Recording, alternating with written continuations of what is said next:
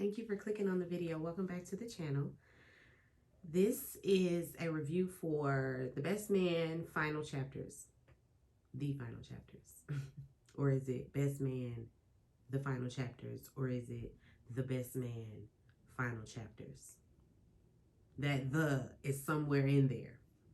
Anyway, you know, black folks love to put an S on the end. We love to put a the in front of something and it ain't supposed to be there. I don't know, guys, but I'm just going to say Best Man, The Final Chapters. That's what it's going to say on the thing. Anyway, I want to break this down kind of like storyline by storyline. Like, I can't do the episode by episode type of review for this because this is a series, of course, and so we got all the episodes at once, and it takes forever to review that way. When I tried to review Dahmer episode by episode, it took forever. The people were finished watching it and I was still reviewing it, and that's why I don't normally, if the series is already up, I don't normally review those types of shows. But this we had to talk about. We had to talk about it because we're grown now, and so our perception of this whole story has probably changed. It's probably, for me, there are characters that I didn't like before in the original that became my favorite. Let's just get to it. We're going to start with Murch and Candace. Candace and Murch, they have an academy. Like, they're doing well for themselves. They're doing well for themselves. We know he was a lawyer. He's no longer practicing. He's now a professor. He's now teaching. And she is working on her PhD. And so the roles have flipped. They have two daughters, two teenage daughters. And he's the custodial parent for the most part. He's the one taking them to school every day, picking them up from school, taking them to extracurricular activities. He's the one making sure that the home life is balanced while she is focused, you know, on her PhD, and her head is in the books. That's what she focused on, her dissertation. I mean, and it gets like that because in the beginning, you know, she was a stripper. So she was not the sole breadwinner. He was with him being a lawyer and everything. And now it's her turn. Now it's her turn to go out there and do the things that she's always wanted to do. She kind of felt inferior, or she kind of felt a way about her position in the household and the fact that she was a stripper. He's an attorney. What are people going to think, you know, about me being on his arm? All of that. All of those things went through her head.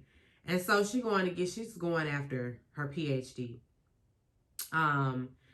I liked the fact that we got to see this dynamic. The fact that, you know, that men can stay home too.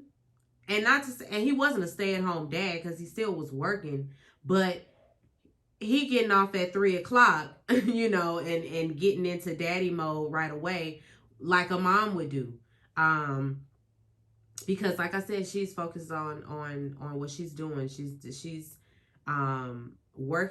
was working on some sort of, I forgot like what the topic of her dissertation was, what the topic of the paper would be. I don't know, but it had something to do with what she was studying. She was studying holistic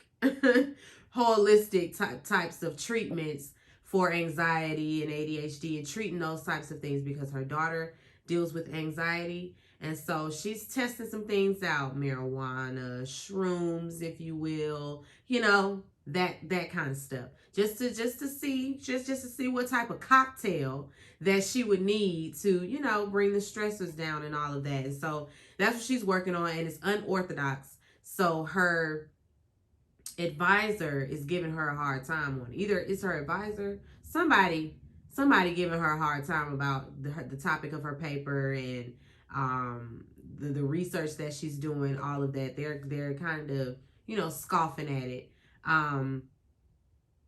And she wants to get into this class, And this professor is supposed to be, you know, well renowned and all of that. Everybody wants to get an audience with him, this, that, and the third. He's supposed to be just so good, just such a great professor. Not so. Because he ends up being a perv. She gets into, you know, she gets an audience with him and has him take a second look at her paper and all of that. And he kind of reassures her and, you know, and lets her know that, you know, I believe in what you're doing. I can support what you got going on, you know. And she decides to, basically, she kind of wants a mentor out of him. So she's always in his office. She's shadowing him while she's writing the paper, all of that. And he seems a bit off to me. He seems a bit off to me. Like, from the beginning, I didn't know if I could trust him. But that's my mentality when it comes to television now in general. I have watched so many television shows, movies, all of that, where it's always somebody that you think you can trust and they turn out to be a snake. The shoe drops at all the time. And so I'm always waiting on that shoe to drop. And I just didn't know if I could trust him. I had my good cat eye on him. And I was right. I was right about him because he tries to rape her. He really tries to grope her breasts and force himself on her. And she is, you know, completely taken aback, of course, and runs out of there and, you know, never return, you know, back up in his office, of course. And then, you know, he's going to get accolades and he's being honored for this, that, and the third. And she doesn't press charges, but I do like the fact that she said something. She sent an email, you know, and put him on blast. We didn't get to see what transpired after that. You know, I was ready for the perp walk. I'm like, when we gonna arrest him down to the job? Show me that. I want to see that in the closing credits. I need to see the man getting hauled off the prison. Or at least with his box of all the stuff that was on his desk because he done got fired. Where are the repercussions for him trying to grope this woman in his office? Anyway, when it comes to Murch, he also has an awakening. You know, they all come together in the beginning of the series for Quentin and I forgot Nicole Ari Parker.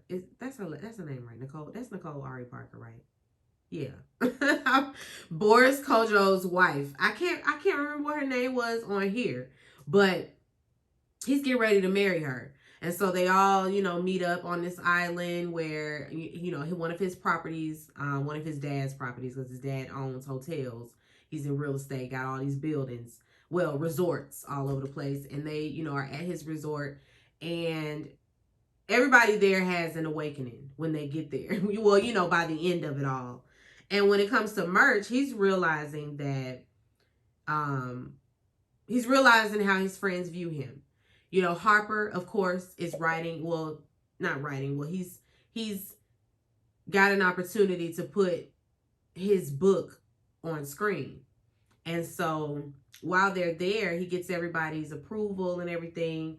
And everybody's cool with it. But once Murch sees the movie, once everybody sees the movie, he realizes how his friends view him. And it's pretty life-changing for him. He didn't realize that they saw him as such a beta male. But it's like, you were. Like, we saw it too. We saw Shelby dragging. Shelby was running the thing. That's just what it was, Murch. That's what you gave. You cannot be upset, but that's what you gave. I know it's a hard pill to swallow, but I didn't get why he was this angry at the group. Like, this is not the behavior that you have displayed since we met you. You just been weak since we met you. So I didn't understand that. I mean, I got it, but it was like, come on, that's what you gave. So yeah, on screen, this is, I mean, it's hard sometimes looking at the man in the mirror.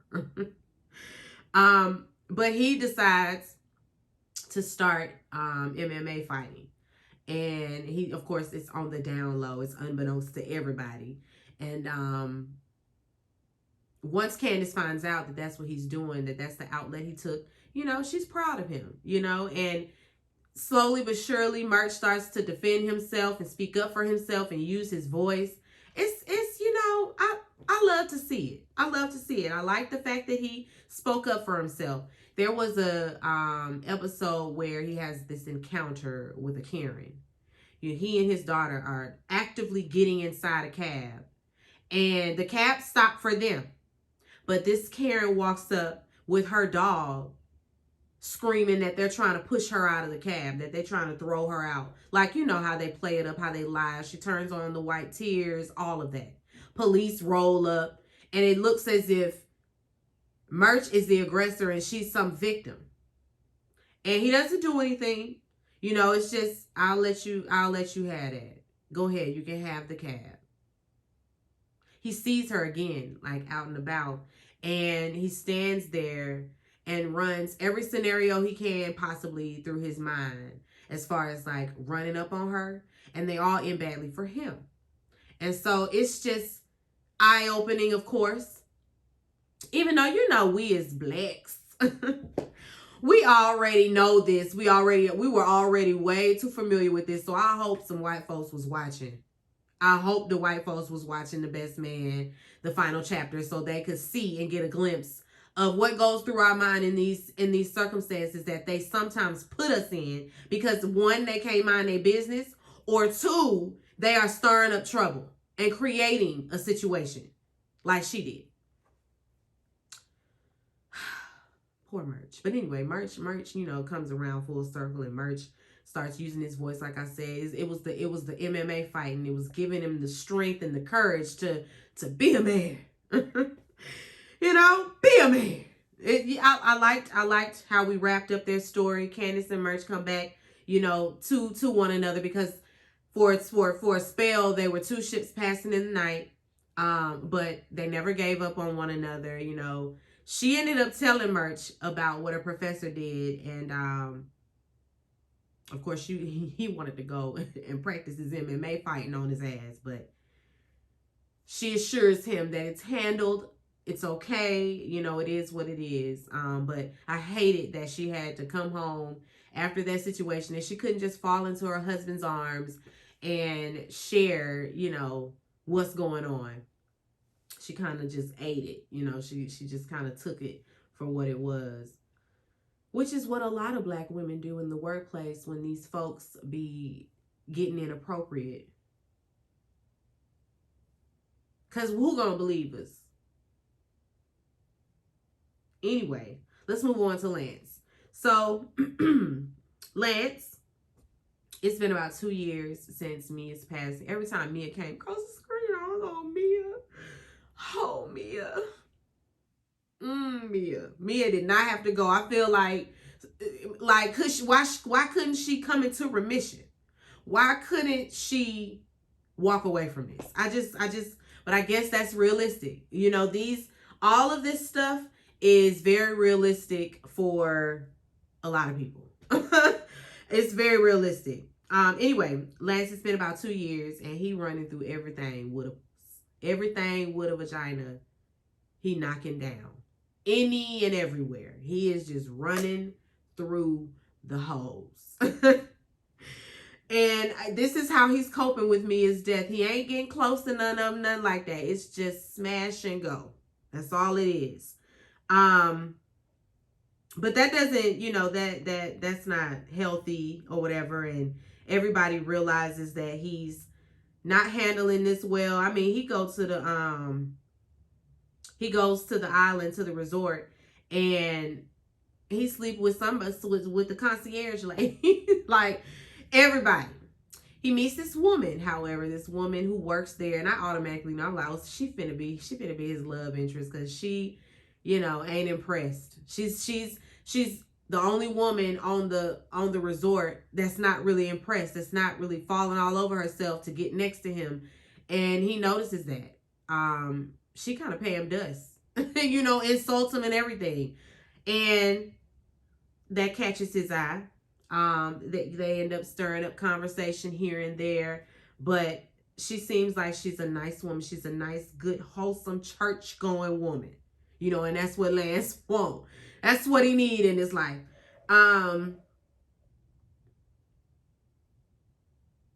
I was about to say something, but it's listen, let me be quiet. I was about to spill tea. I get carried away with trying to relate to the stories and what's happening in the storylines and all of that, relating it to myself and my own experiences, that sometimes I think of something and it's like, oops, let me not say that. Let me not spill tea. Anyway, his kids are grown now. His son is non-binary, and at first the only people that know are, of course, his cousin, his close friend. He's really close with Kennedy, Shelby's daughter, and so they hang out a lot. And she knows, of course, and Jordan knows as well. Everybody but Lance know. Everybody comes to find out about his it's not really, his sexuality, his identity. Everybody finds out first before Lance. And he eventually, has to have the conversation with him. When he does find out about it, though, of course, initially Lance is very not understanding. He telling him, wipe that shit off your face, because he had on lipstick and lashes and all of that. You want to be a woman? And he's like, I don't know. He don't have all the answers. He say, I ain't got all the answers. All I know is, for as long as I've known, I have been different. I feel like both man and woman. I operate in both the masculine and the feminine energy. Like, I don't know why we got to put a label on it, though. Why can't you just be and do you? When it comes to breaking it down to how you identify male, female, she, he, him, her, it's really confusing, and it gets really tough to wrap your mind around. And although I'm respectful, I'm going to respect everybody's pronoun. It's like, how did we even get here? Were there non-binary people in the 60s? I don't think so. I think that they were just who they were. Like, if you was that man that like to walk around in your heels, that's just what you were. I don't know. It's just gotten so fuzzy for me. It's gotten so fuzzy and so trivial. I don't know, but I was with you, Lance. Lance was calling them him and he, and he run, because when he finds out about his identity and all of that, he kind of, it's a blow up, and he runs away, and he ends up meeting one of his son's friends, and that's another thing. Would I call you my son still? You saying you ain't a him or a he. Son is reserved for the boy child. See how you confuse everybody? I'm confused. I'm going to let you cook and I'm going to let you do you, but I'm just letting you know I am confused. Anyway, the girl, she said I think she's they as well, and she gets smart.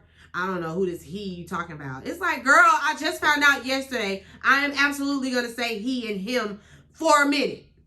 Cut me some slack. I ain't like her attitude about it. What was her name? Kelly? I don't remember what their name was, but they was on my nerves, not giving Lance some grace. You just don't drop that on your mama and your daddy and think that they supposed to just roll with the tide like it's like you told them, oh, the sky is blue today. Like, he gonna have to process it. Just like you've been processing for the past 18 years, daddy gonna have to process. Okay, daddy is gonna have to process this. But he finds him at a church. He ran away. He was at a church. They end up having a very real, very necessary conversation. This was a conversation I hope all the black men were paying attention to, all the black fathers. I hope you were paying attention.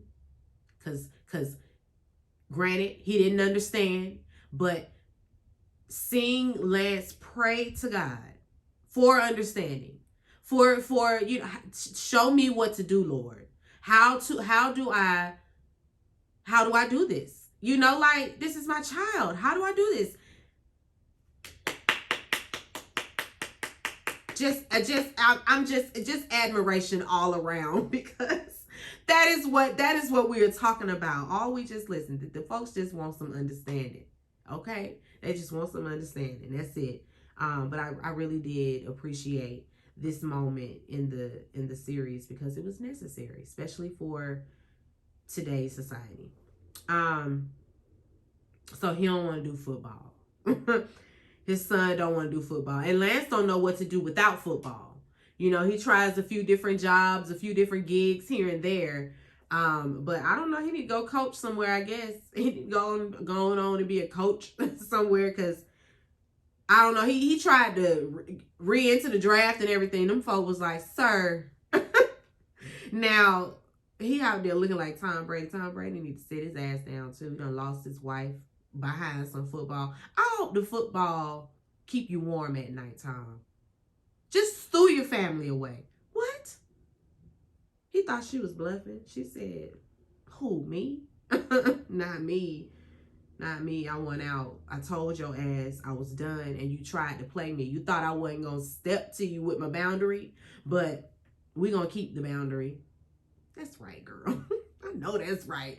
Anyway, like I said, he meets that lovely lady. They end up, riding off in the sunset. That's his girl. It's his girlfriend. That's his girl. She ended up moving back into the States, moving to New York herself. He runs into her at his, I think they were retiring his jersey, or was he? I think he was being inducted. He was being inducted into the Hall of Fame. And she worked around at the hotel.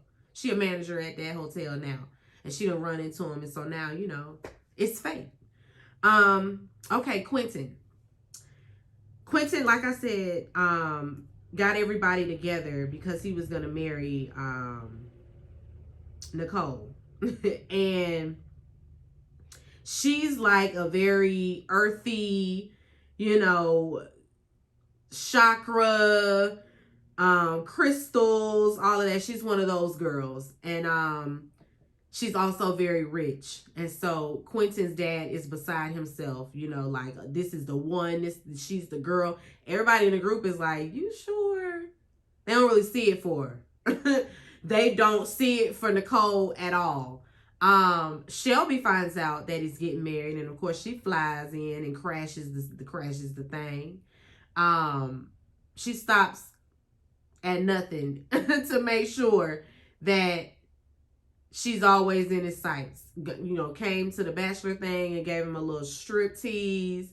They done smashed on the night before the wedding. All that.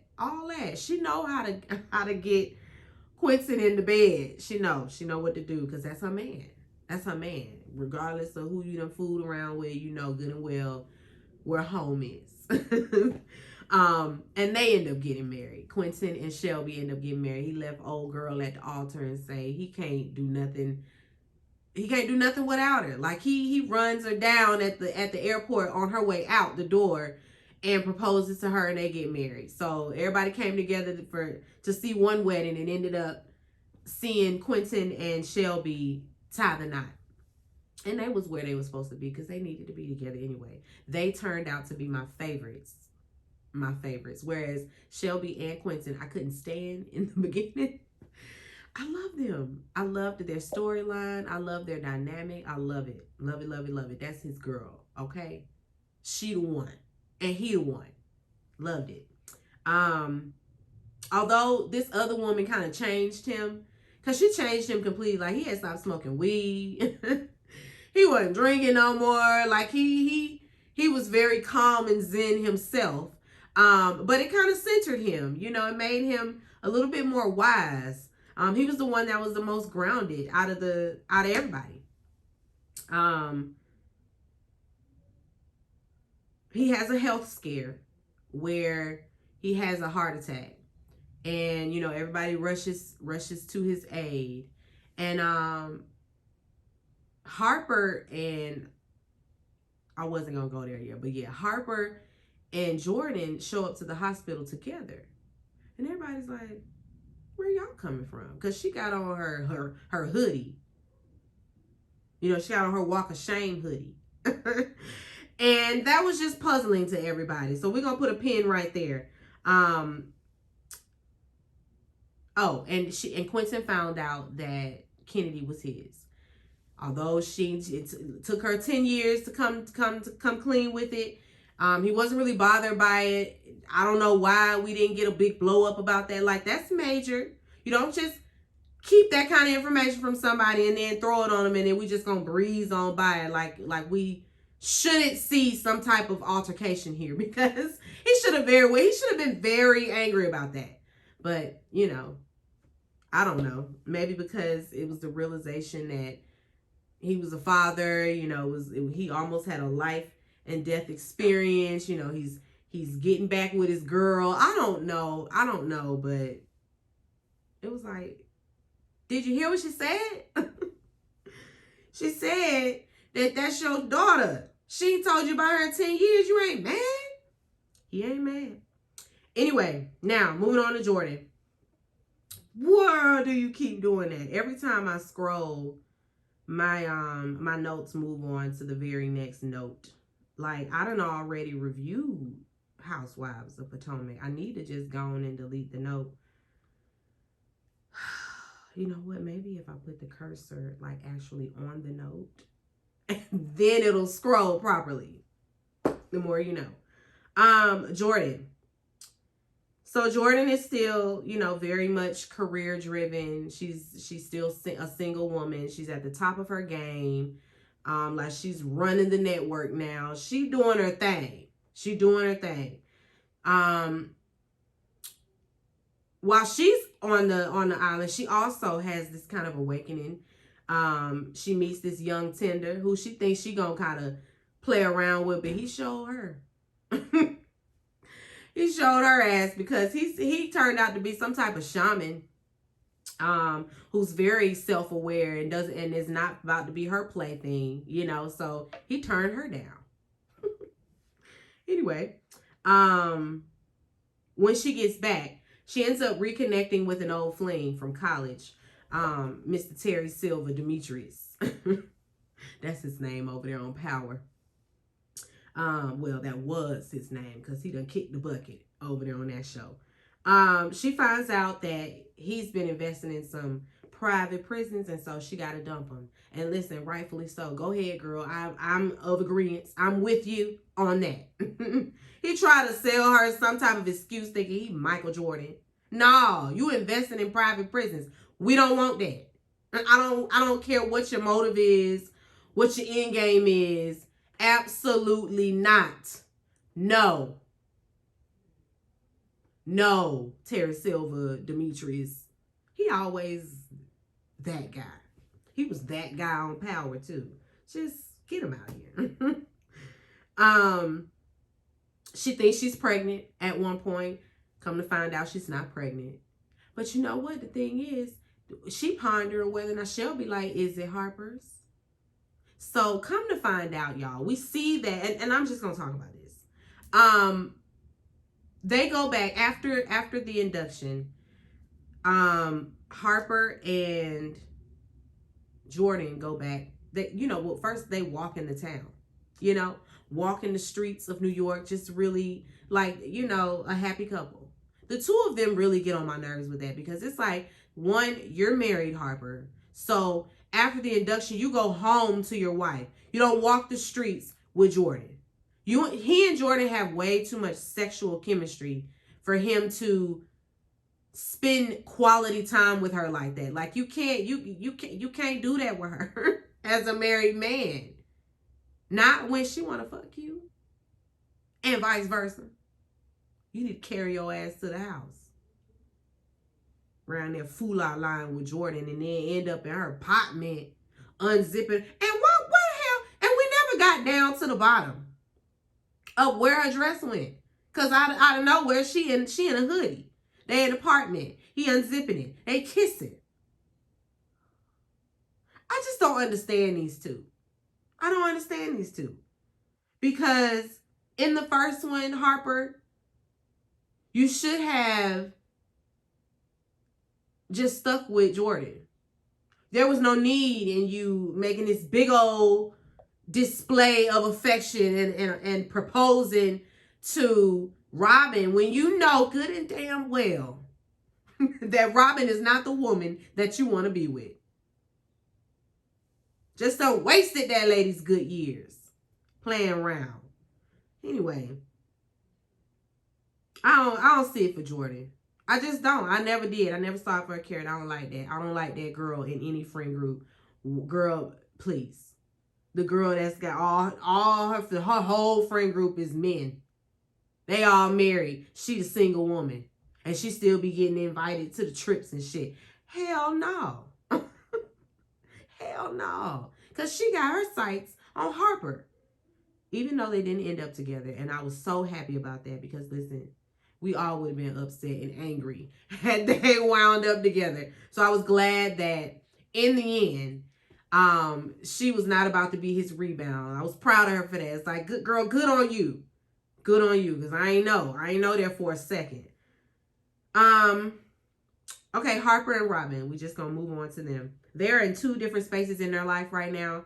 While they were on that island, she met this woman named Savannah, and I thought her and Savannah was gonna get the click clacking. The way she was so enamored with her, always wanting to spend time with her, you know. She want to stay. She want to stay wherever they were. I don't know if they was in the Bahamas or what, but she want to stay. She say, "This is my home. These are my people." Cause she been walking around to the to the farmers market. That's her way of living. And I get it. You're not the city girl type. You know, you might be a farm girl, or a rural living type of girl. And that's okay. But girl, we're not staying here. Harper was like, we're not staying. We're not doing none of that.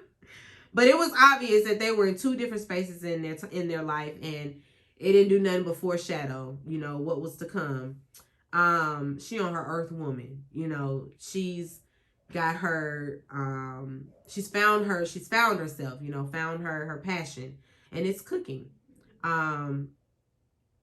When they get back, he want to move to this brownstone. I don't know, it might have been Manhattan, I don't know, but it was a nicer area. She want to stay where she at, you know, grassroots. She want to stay where she is around her people. Because we saw, you know, through the opening credits that she's been out there marching and protesting and doing all the Black Lives Matter things, you know. So she's one of those girls. Whereas Harper is very, you know, pulled up, corporate, status quo. You know, that's him. And he's very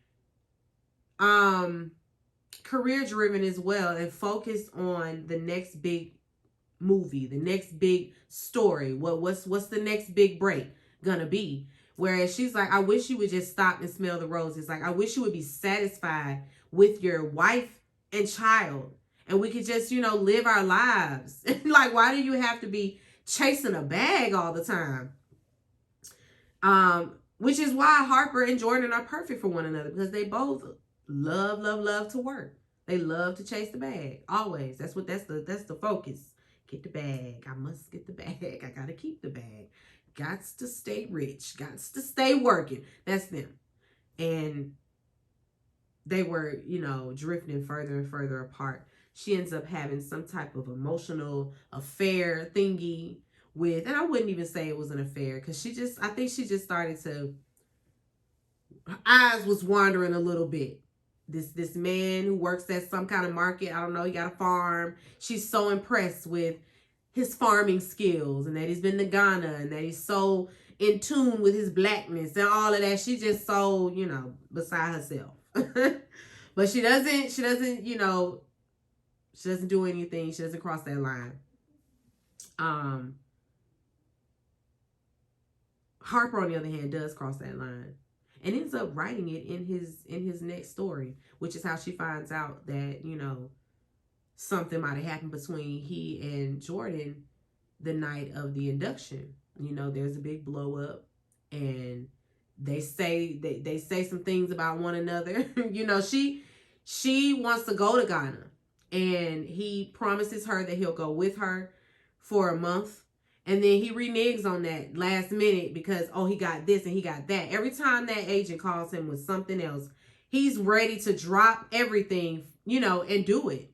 Not taking his family into consideration, his children, his child, his wife, all of that. And so she asked for a divorce. And he doesn't contest.